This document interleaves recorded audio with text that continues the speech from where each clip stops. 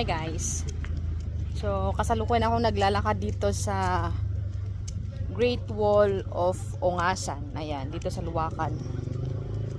Magpa-practice daw kasi si Winnie ng motor. Init. Pero it's okay. Pero ang daming nagde-date dito mga bata. Diyos ko. Mga grade 5. Diyos ko sila. Ang aga-aga day. Dating area na dito day. Hindi kagaya nung pumunta kami noong pandemic na sobrang ma-appreciate mo lang yung mountains, ganyan. Pero ngayon ay nako, dating area na day.